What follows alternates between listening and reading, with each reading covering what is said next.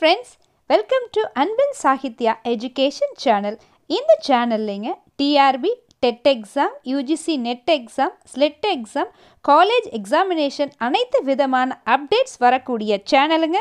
Keep watching and keep supporting. Hi friends, this is Sumathi Ravichandran. College TRB தேர்வுக்கு தயாராகிட்டுக்கூடிய நண்பர்களுக்கான ரொம்ப முக்கியமான ஒரு வீடியோங்க இந்த video. College TRB assistant professor exam சம்பந்தமாக ஏற்கனவே ஸ்டடி பிளான் வீடியோஸ் எல்லாம் இருக்குங்க. Daily study plan, 120 days study plan எல்லாம் இருக்குது. அதே நேரத்தில் அப்ஜெக்டிவ் டைப் பேட்டர்னில் எப்படி மார்க்ஸ் ஸ்கோர் பண்ணுறது, எல்லா ஏஜ் குரூப்பில் இருக்கிறவங்களும் எப்படி இந்த எக்ஸாமை கிளியர் பண்ணுறது அப்படிங்கிற வீடியோஸ் எல்லாமே நம்மளுடைய காலேஜ் TRB பிளேலிஸ்ட்டில் இருக்குது. நீங்கள் பார்க்கலன்னா லிங்க் நான் டிஸ்கிரிப்ஷன்லேயும் கொடுக்குறேன், ஐ பட்டன்லேயும் கொடுக்குறேன், மறக்காமல் பாருங்கள். சரி, இந்த வீடியோவில் நம்ம என்ன பேசலாம் அப்படின்னு பார்த்தீங்கன்னா, இப்போ ரீசெண்டாக அனௌன்ஸ் பண்ண அந்த ஜியோவில் அவங்க மென்ஷன் பண்ணியிருக்கிறது பார்த்திங்கன்னா தமிழ் அப்ஜெக்டிவ் டைப் கொஷின்ஸ் இருக்குது, அதே நேரத்தில் சப்ஜெக்ட்லேயும் அப்ஜெக்டிவ் இருக்குதுன்னு சொன்னாங்க. அது போக 100 மார்க்ஸுக்கான டிஸ்கிரிப்டிவ் டைப் பேட்டர்ன் கொடுத்துருக்காங்க. இப்போ நம்ம அந்த எழுத்து தேர்வு, அதாவது டிஸ்கிரிப்டிவ் டைப் பேட்டர்னுக்கு எப்படி நம்ம தயாராகலாம், அதுக்கு எந்த மாதிரி முதல்ல படிக்கணும் அப்படிங்கிறத நம்ம இந்த வீடியோவில் தெளிவாக பார்க்கலாங்க. சரிங்களா? ஏன் அப்படின்னா அப்ஜெக்டிவ் டைப் அப்படிங்கிறது நமக்கு 4 ஆப்ஷன்ஸ் அங்கே கொடுத்துருப்பாங்க. அதை பார்த்துட்டே நம்ம ஆன்சர் பண்ண போகிறோம். ஆனால் டிஸ்கிரிப்டிவ் டைப் அப்படிங்கிறது பார்த்திங்கன்னா அவங்க கொடுத்துருக்கக்கூடிய கொஸ்டினுக்கு அதுக்கு ஏற்றவாறு சரியான பதிலை யோசித்து நம்ம தான் ஆன்சர்ஸ் கொடுக்கணும். இப்போ சிலபஸில் அவங்க மென்ஷன் பண்ணியிருக்கிறது 10 மார்க் கொஷின்ஸ் கேட்போம். அதாவது 8 கேள்விகள் கொடுத்துருப்பாங்க. அதில் 5 கேள்விகளுக்கு நம்ம பதில் அளிக்கணும். 5 கேள்விகளில் ஒவ்வொரு கேள்விகளுக்கும் 10 மதிப்பெண் அப்படின்னு சொல்லியிருக்காங்க. இதே மாதிரி தான் மத்தியானம் எழுதக்கூடிய தேர்வுலையும் 50 மார்க்ஸுக்கு 5 கேள்விகள் நீங்கள் எழுதணும். ஸோ டோட்டலாக பார்த்தீங்கன்னா 10 கொஷின்ஸ் 10 மார்க்கில் நீங்கள் எழுதுறீங்க. சரிங்களா? ஸோ இந்த நேரத்தில் நீங்கள் அந்த 10 கொஷின்ஸையும் நல்லா எப்படி ஆன்சர்ஸ் கொடுக்கறது அப்படின்னா அதுக்கு நீங்கள் படிக்கிறதுல சில கரெக்ஷன்ஸ் செஞ்சுக்கணும், சில மெத்தட்ஸை நீங்கள் ஃபாலோ பண்ணிக்கணும். ரைட்டுங்களா? அப்ஜெக்டிவ் படிக்கிறது வேறு மாதிரி செய்யணும், டிஸ்கிரிப்டிவ் படிக்கிறது வேறு மாதிரி செய்யணும். என்ன செய்யணும் அப்படின்னு பார்த்தீங்கன்னா, ஃபஸ்ட்டு நீங்கள் டிஸ்கிரிப்டிவ் பேட்டர்னுக்கு படிக்க ஆரம்பிக்கும் போது சிலபஸை ஃபஸ்ட்டு எடுத்து வச்சுருங்க. சிலபஸை எடுத்து வச்சுக்கிட்டு எதெல்லாம் கோர் டாபிக்ஸ் அப்படிங்கிறத முதல்ல நீங்கள் ஃபைண்ட் அவுட் பண்ணுங்கள். ஏன் அப்படின்னா கோர் டாபிக்ஸ் அப்படின்னா இம்பார்ட்டன்ட் டாபிக்ஸ். 10 யூனிட்ஸ் இருக்குதுன்னா 10 யூனிட்ஸ்குள்ளேயும் சில முக்கியமான கோர் டாபிக்ஸ் இருக்கும், அதாவது இம்பார்ட்டன்ட் டாபிக்ஸ். ஸோ எதெல்லாம் முக்கியமான டாபிக்ஸ் அப்படின்னு சொல்லிட்டு அந்த 10 யூனிட்லேருந்து கண்டுபிடிச்சி அதை தனியாக ஒரு நோட்டை போட்டு எழுதுங்க.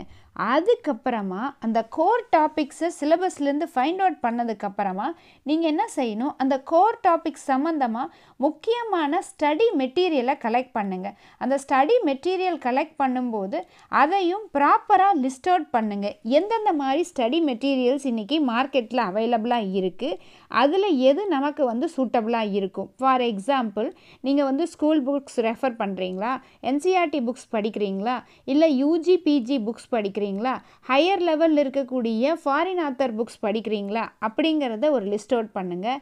அது போக ஆன்லைன் ஏதாவது டுட்டோரியல்ஸ் ஜாயின் பண்ணி அதில் நீங்கள் அட்டென்ட் பண்ணுறீங்களா, இல்லை ஏதாவது வீடியோஸ் பார்க்குறீங்களா, இல்லை நீங்கள் காலேஜ் டேஸில் இல்லை இப்போ ஏதாவது படிச்சுக்கிட்டு இருக்கீங்கன்னா அங்கே டீச்சர்ஸ் கொடுக்கக்கூடிய நோட்ஸை ரெஃபர் பண்ண போகிறீங்களா. ஸோ எதில் எது ரெஃபர் பண்ண போகிறீங்க அப்படிங்கிறதையும் அதை எப்படி பயன்படுத்தி படிக்க போகிறீங்க அப்படிங்கிறதையும் நல்லா யோசிச்சுருங்க. அதே விஷயத்தை அழகாக லிஸ்ட் அவுட் பண்ணி ஒரு நோட்டில் இதையும் மென்ஷன் பண்ணுங்கள். சிலபஸை வச்சு படிக்கணும், கோர் டாபிக்ஸை ஃபைண்ட் அவுட் பண்ணி படிக்கணும், அதில் எந்த மெட்டீரியலை எந்த யூனிட்டுக்கு நீங்கள் ரெஃபர் பண்ணுறீங்க அப்படிங்கிற ஒரு கிளாரிட்டிக்கு இப்போ வந்துடுங்க. ஏன்னா இன்னும் நோட்டிஃபிகேஷன் வரலை. நம்ம வர்றதுக்கு முன்னாடி இந்த ப்ராசஸ்லாம் கம்ப்ளீட் பண்ணி வச்சிட்டோம்னா ஒன்ஸ் நோட்டிஃபிகேஷன் வந்துருச்சுன்னா நம்ம படிக்கிறத மட்டும்தான் டார்கெட் பண்ணணும். வேறு எந்த ஆக்டிவிட்டீஸையும் செஞ்சிட்ருக்க டைம் இருக்காது. ஸோ இப்போ தேவையான மெட்டீரியல்ஸ் எல்லாத்தையும் போயிட்டு எங்கெங்கெல்லாம் கலெக்ட் பண்ண முடியுமோ, எவ்வளோ ஃபாஸ்ட்டாக கலெக்ட் பண்ண முடியுமோ கலெக்ட் பண்ணி முடிச்சுருங்க. சரி, இப்போ நீங்கள் மெட்டீரியல்ஸ் எல்லாமே கலெக்ட் பண்ணியாச்சு. இப்போ படிக்கவும் ஆரம்பிக்கிறீங்க. இப்போ படிக்க ஆரம்பிக்கும் போது என்ன செய்யணும்னா, உங்களுக்கான ஸ்டடி டைம் டேபிள் ரெடியாக வச்சுருக்கணும். அந்த ஸ்டடி டைம் டேபிளில் எந்தெந்த நாட்களில் எதை படித்து முடிக்கணும் அப்படிங்கிறது கிளியராக எழுதிருங்க. அதுக்கப்புறம் நீங்கள் சிலபஸை மறுபடியும் ஒரு கிளாஸிஃபிகேஷனுக்கு கொண்டு போகணும். எப்படின்னு பார்த்தீங்கன்னா, இருக்கக்கூடிய டாபிக்ஸில் ஒரு யூனிட் எடுத்துக்கிட்டிங்கன்னா அந்த யூனிட்டில் நிறைய விஷயங்கள் உங்களுக்கு தெரியும், கொஞ்சம் விஷயங்கள் தெரியாமல் இருக்கும். அப்போ என்ன செய்யணும், படிக்கும்போதே நோன் டாபிக் எது, அன்னோன் டாபிக் எது, தெரியும் தலைப்புகள், தெரியாத தலைப்புகள் அப்படின்னு சொல்லிட்டு 2 பகுதியாக பிரிச்சுருங்க. அப்படி பிரிச்சுட்டு தெரிஞ்ச டாபிக்ஸை படிக்கும்போது நிறைய நேரம் நீங்கள் டைம் ஸ்பெண்ட் பண்ணி படிக்கணும் அப்படிங்கிற அவசியமே கிடையாது, சரிங்களா? அதுக்கு நீங்கள் குறைவான நேரத்தை வந்து ஒதுக்கிக்கலாம். ஆனால் தெரியாத டாபிக்ஸ் படிக்கும்போது நிறைய டைம் ஸ்பெண்ட் பண்ணணும், நல்லா அனலைஸ் பண்ணி படிக்கணும், அந்த டாப்பிக்கை வந்து உள்வாங்கி படிக்கணும், அண்டர்லைன் பண்ணி படிக்கணும். ஏன்னா அப்ஜெக்டிவ் டைப் படிக்கிறது வேறு, டிஸ்கிரிப்டிவ் டைப் படிக்கும்போது அங்கே போய் உங்களுக்கு வந்து ஒரு 1.5 பக்கம் எழுதுகிற அளவுக்கு கண்டென்ட் வந்து ஞாபகத்துக்கு வரணும். அப்படி படிக்கும்போது என்ன செய்யணும், ஆழ்ந்து படிச்சிங்கன்னா மட்டும்தான் அங்கே போய் யோசிக்கும்போது ஞாபகத்துக்கு வரும், சரிங்களா? ஸோ தெரிஞ்ச டாப்பிக்கு குறைவான நேரத்தையும் தெரியாத டாபிக்ஸ்க்கு நிறைய நேரத்தையும் அலோகேட் பண்ணி ஏதாவது ஒரு பார்ட்டில் உங்கள் கம்ப்ளீட் சிலபஸை கவர் பண்ணுறதுக்கு பாருங்கள். இந்த மாதிரி படிக்கிறதுக்கு கண்டிப்பாக ரொம்ப எக்ஸலண்ட்டான உங்களுடைய ஓன் ஸ்டடி டைம் டேபிள் வந்து உங்களுக்கு ரொம்ப ரொம்ப ஹெல்ப்ஃபுல்லாக இருக்கும். அதே நேரத்தில் படிக்கும்போதே பார்த்திங்கன்னா இப்போ கண்டென்ட்டை வந்து புதுசாக நம்ம தெரிஞ்சுக்க போகிறோம் அப்படிங்கிற ஒரு இன்வால்மெண்ட்டோட ஆக்டிவாக நீங்கள் படிக்கணும். அப்படி இன்வால்மெண்ட் இல்லாமல் ஆக்டிவ்னஸ் இல்லாமல் படிச்சிங்கன்னா கண்டிப்பாக உங்களுக்கு கண்டென்ட்டோ சப்ஜெக்டோ ரொம்ப போர் அடிக்க ஆரம்பிச்சிடும். போர் அடிக்க ஆரம்பிச்சுன்னா நீங்கள் ரொம்ப டைவர்ட் ஆகி போயிடுவீங்க, ரொம்ப டென்ஷன் ஆயிடுவீங்க. அப்போ நீங்கள் வந்து படிக்கிற இன்ட்ரெஸ்ட்டையே இழந்துருவீங்க.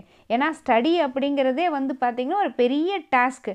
உங்களால் ஒரு 6 hours 8 hours ரெகுலராக படிக்க முடியும் அப்படின்னா அந்த படிக்கிறத வந்து ரொம்ப இன்ட்ரெஸ்டிங்காக வச்சுக்கோங்க. சில நேரத்தில் எழுதி பார்க்கணும், சில நேரத்தில் என்ன பண்ணணும், ட்ராயிங் பண்ணி பார்க்கணும், சில நேரத்தில் யோசித்து பார்க்கணும். ஸோ இந்த மாதிரி ஸ்டடியவே வந்து பார்த்திங்கன்னா ஸ்ப்ளிட்டப் பண்ணி ரொம்ப எஃபிஷியண்ட்டாக உங்களுடைய டைமை நீங்கள் வந்து எதுக்கு எவ்வளவுன்னு அலோகேட் பண்ணி ரொம்ப அழகாக படிக்கணும். அப்படி ரொம்ப சிஸ்டமேட்டிக்காக ஆக்டிவாக ப்ரிப்பேர் பண்ணிங்கன்னா கண்டிப்பாக ஹெல்ப்ஃபுல்லாக இருக்கும், எக்ஸாம்லேயும் நீங்கள் அச்சீவ் பண்ண முடியும். அதுக்கப்புறம் பார்த்திங்கன்னா படிக்கும்போது நீங்கள் இன்னொன்று கண்டுபிடிச்சிக்கிட்டே படிக்கணும். என்னன்னு பார்த்தீங்கன்னா அந்த பர்டிகுலர் பேஜில் எது வந்து ரொம்ப ஹைலைட்டான பாயிண்ட், அதாவது கீ பாயிண்ட்ஸ்ன்னு சொல்லுவோம், கீ வேர்ட்ஸுன்னு சொல்லுவோம்.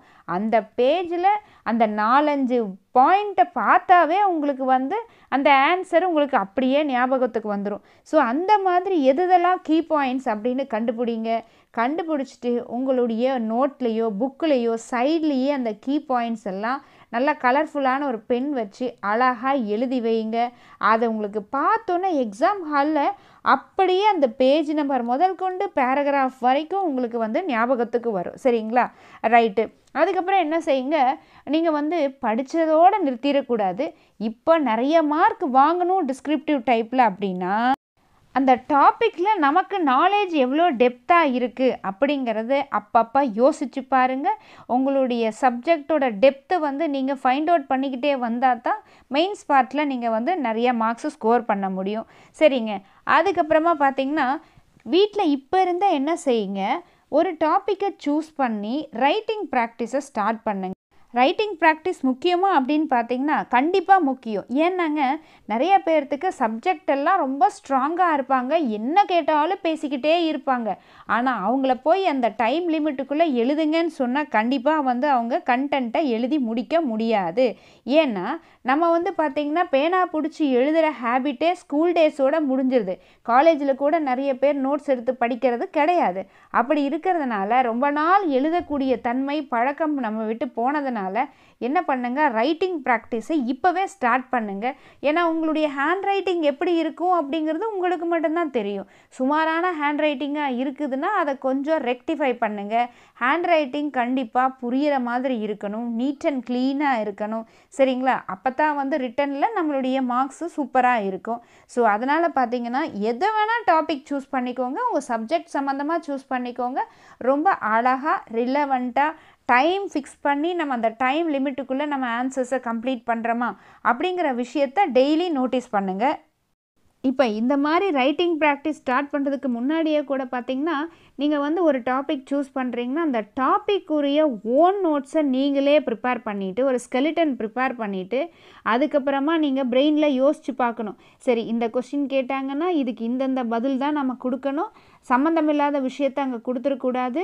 எந்தெந்த லைனுக்கு அப்புறம் எந்தெந்த பாயிண்ட்ஸை நீங்கள் உள்ளே கொண்டு வரணும் அப்படிங்கிறதையும் நல்லா யோசித்து பார்த்துட்டு பிரெயினில் வந்து அந்த கொஸ்டினுக்கான ஆன்சர் இதுதான் அப்படிங்கிறது நல்லா இமேஜினேஷன் பண்ணி பார்த்துட்டு எதுக்கப்புறம் எதை எழுதணும் அப்படிங்கிற ஒரு சிஸ்டமேட்டிக் அப்ரோச் வந்துருச்சுனாவே நீங்கள் என்ன செய்வீங்க, ஃபஸ்ட்டு அழகாக ஆன்சர் ப்ரிப்பேர் பண்ணதை மறுபடியும் படிச்சுட்டு பார்க்காம எழுதி பார்க்கும்போது உங்களுக்கு கண்டிப்பாக உங்களுடைய டிஸ்கிரிப்டிவ் ரைட்டிங் ஸ்கில் அப்படிங்கிறது ரொம்ப சூப்பராக வந்துடுங்க. சரிங்களா? ஏன்னா அப்ஜெக்டிவில் மார்க் ஸ்கோர் பண்ணி டிஸ்கிரிப்டிவில் நீங்கள் ஸ்கோர் பண்ணலைன்னா கண்டிப்பாக நம்ம வந்து இந்த எக்ஸாமினேஷனை கிளியர் பண்ண முடியாது. ஸோ அதனால் இன்டெப்த்தாக படிங்க, இன்ட்ரெஸ்டோடு படிங்க, நல்லா நோட்ஸ் எடுத்து படிங்க, ப்ராக்டிஸ் பண்ணுங்க, அடிக்கடி படித்ததை ஞாபகப்படுத்தி பாருங்கள். காலையிலேருந்து சாயந்தரம் வரைக்கும் என்ன படிச்சிங்களோ அந்த விஷயத்தை ஃப்ரீக்வெண்ட்டாக ரிவிஷன் பண்ணுங்கள்.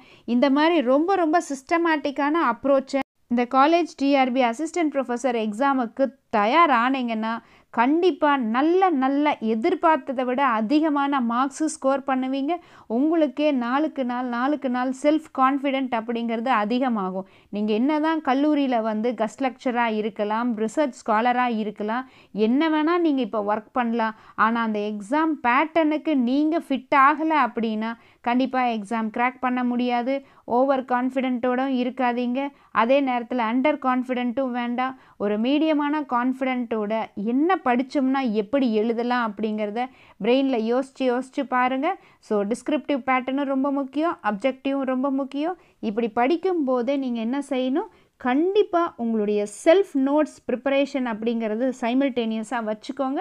அதுதான் நிறைய விஷயங்களை எக்ஸாம் ஹாலில் போய் நமக்கு ஞாபகத்துக்கு வரும். புக்கில் எவ்வளோ தான் அண்டர்லைன் பண்ணி படிச்சிருந்தாலும் ஞாபகத்துக்கு வர்றது வந்து ரொம்ப குறைவாக இருக்கும். ஸோ இந்த மாதிரியே ஒரு சிஸ்டமேட்டிக் அப்ரோச்சோடு நல்லா ப்ரிப்பேர் பண்ணுங்கள்.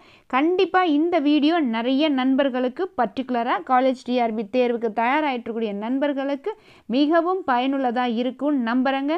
உங்களுடைய சப்போர்ட் நம்ம சேனலுக்கு தொடர்ச்சியாக வேணும். வீடியோ பிடிச்சிருந்தேன்னா மறக்காமல் லைக் பண்ணுங்கள், உங்களுடைய கமெண்ட்ஸையும் ரெஜிஸ்டர் பண்ணுங்கள், சப்ஸ்கிரைப் பண்ணி வீடியோஸ் பாருங்கள். சப்ஸ்கிரைப் பண்ணிங்கன்னா நான் போடக்கூடிய அப்டேட்டடான கண்டென்ட்ஸ் உங்கள் நோட்டிஃபிகேஷனில் வந்து நிற்குங்க. அன்பில் சாகித்யா சேனலை தொடர்ச்சியாக வாட்ச் பண்ணுங்கள். ஏற்கனவே ஒரு பிளேலிஸ்ட் காலேஜ் டிஆர்பிக்கு இருக்குதுங்க. நம்ம சேனலில் இனி இந்த எக்ஸாமினேஷன் சம்மந்தமாக நிறைய அப்டேட்டடான வீடியோஸ் வரப்போகுது. ஸோ தொடர்ச்சியாக வாட்ச் பண்ணி சப்போர்ட் பண்ணுங்கள். Thank you friends. நீங்கள் என்னோட இன்ஸ்டாகிராம்லேயோ இல்லை ஃபேஸ்புக்லேயோ நீங்கள் என்ன ஃபாலோ பண்ணலாம். ஸோ உங்களுக்கு நம்ம வீடியோஸ்னுடைய அப்டேட் வந்து நம்ம அதில் போஸ்ட் பண்ணுறோங்க. ஸோ இந்த மாதிரி ஒரு சிறப்பான வீடியோவோட மறுபடியும் நான் சந்திக்கிறேங்க. தேங்க்ஸ் ஃபார் வாட்சிங். See you in the next வீடியோங்க.